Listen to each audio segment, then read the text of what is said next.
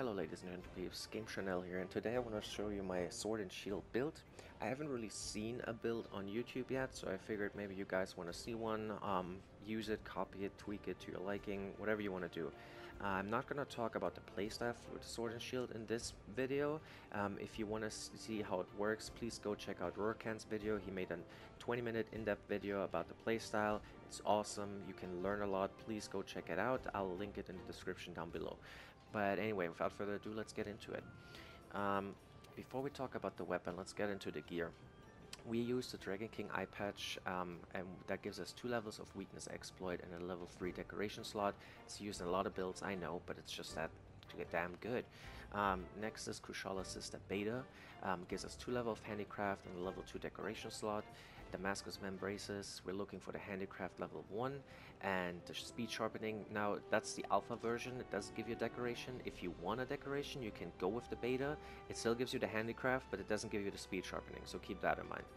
Next is the Nergigantic Coil Beta. It gives you it gives you a level 2 decoration slot and 2 levels of attack boost. All right.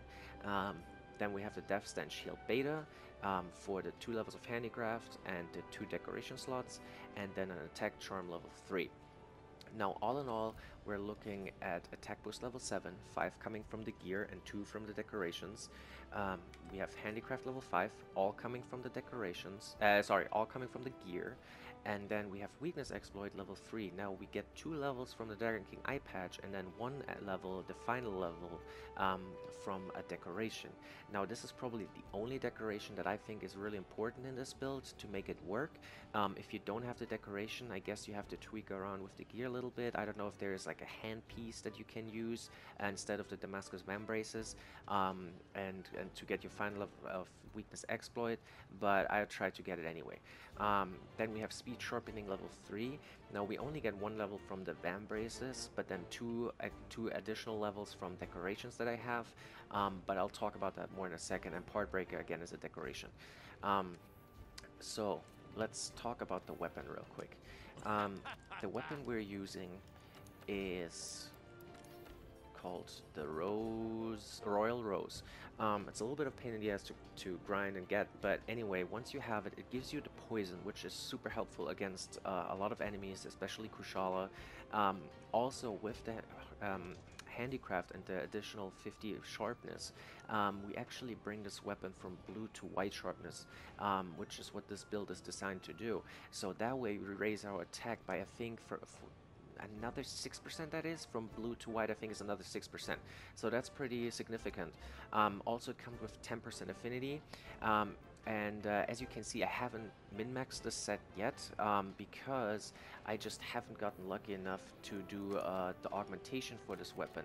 I just seem not to get these warrior streamstones for the blade, and you need 2 to augment it once. So I actually need 4 to raise the affinity by 20%. But once I get there, I actually am looking at a weapon with 30% affinity, plus an additional 5% affinity from the attack boost level 7 that we get, and then an additional 50 if we hit a weak spot. So we're looking at almost 100% crit chance, almost. We're 85, but close enough, when we hit weak spots, and that's quite significant. But if you want it, you can use a different augmentation too. If you don't care about the critical hit chance too much, then you can upgrade a slot or maybe the attack, although I don't think attack increase is worth it, just because we're talking about 7 more damage here. And we don't hit hard, we hit fast, so I don't think it really makes sense. I think it's better to hit critical and add an additional 25% damage to when you actually critical hit. Anyway, what makes this build so interesting to me is that you're actually not tied to one specific weapon. If you wanted to, you can go for a bunch of different weapons too, that usually let's say have blue sharpness, but then you give them a white sharpness because of the handicraft level 5 that we have. So for example, you can use the Rathalos tree right here, and you can use this one against enemies that are weak to fire. So that way you get 20% affinity, you can augment it twice, you can raise it even to 40%. It's 266 attack. It's not that much less than this one, for example. Plus, we get the white sharpness compared to the blue, so that's an additional 6%. So I think at the end, you end up making more damage with this weapon than with this one right here.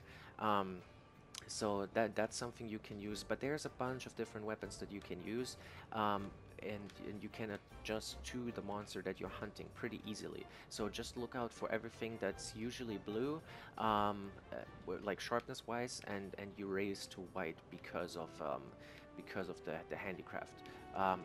Anyway, moving on to the decorations real quick. So I'm using 2 grinder jewels to get me to level 3 speed sharpening, then a destroyer jewel for additional 10% part damage, the tenderize, again, that's probably the only decoration that you need for this build to make it really work, and then 2 attack jewels. I got lucky enough, I got another one after an investigation on top of the one that you get gifted. I hope you didn't sell it, but you don't really need this one. I mean, you're fine with level 6 of attack boost as long as you get the 5% affinity. You can swap this out. You can even swap out the grinder jewels if you don't care about the speed sharpening too much. Now, again, I haven't min-maxed the set yet, and there's actually 3 decorations that I'm hoping to get at some point, and those will be the following.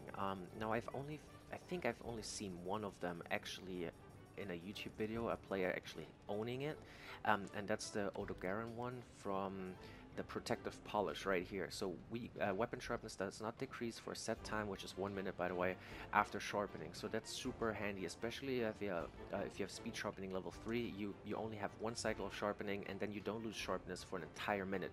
It's so important for this build to stay in white as long as you can.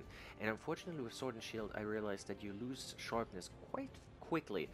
So a couple hits and you're already down to blue. So you gotta keep an eye on that and keep it white as often and as long as you can. So this skill would really help in finding a decoration. I think it's super rare, but finding the decoration that gives me that skill, super beneficial. Now another one that I was looking at was the Teostra right here. So the Master's Touch prevents your weapon from losing sharpness during critical hits. Now, if we use the weapon that we're using right now and we actually augment it and we go up to 85% affinity, we almost always hit for critical hits when we hit weak spots. Now this is super helpful against enemies that actually have quite a lot of weak spots or big hitboxes for weak spots, so that way we would almost never lose sharpness, I guess. Super helpful. However, if you're fighting something like an Anjanath, where you only really get to hit the legs with the Sword and Shield, sometimes maybe the head and the tail if it's down or close to the ground, maybe, but what would be more beneficial there would be the super recovery, sorry, not the super recovery, my bad, the Xenojiva right here, the Razor Sharp, a half sharpness loss, so you can hit weak spots and non-weak spots and you'd still lose only half the sharpness. I don't actually know if these decorations exist. I'm hoping they do, so if you know they do, if you found them, please let me know in the comments below. That would be super helpful, so I know I can keep farming for them. But anyway, one last thing before I get into the demonstration of the video. By the way, I'm fighting after this an Odogaron high rank in an arena. It's not a speed run. It takes about 6 minutes to finish it. I did a bunch of stupid mistakes. You'll see. I apologize for that. So you can do it a lot faster, trust me. But what I wanted to tell you about the playstyle right here, real quick, for my equipment, I'm using the Rocksteady Mantle, and I'm also using the Impact Mantle. Now, the Rocksteady Mantle, I'm using that at the beginning of the fight because I try to mount the monster once as fast as I can. And using this, I don't get hit and knocked over while I'm doing my backstab and charge it and then jump into the air and try to mount it. So that's super helpful in the beginning of the fight. When I play alone, I only try to mount it once, maybe twice, because after that it just takes too damn long. If you're playing with a group of people and everyone keeps trying to mount it, you can go for a third, maybe even a fourth time, I don't know. But other than that, only try to mount it once or twice while you play solo. After that, I like to use the Impact Mantle because the Impact Mantle, it adds a stun effect to most attacks or increases the potency of existing stun effects. Now, we have the Sword and the Shield, so when we do shield attacks, that's actually a stun attack. So when we do the triple circle and we hit the monster in the face with the shield, now we have an increased potency of our stun from the shield.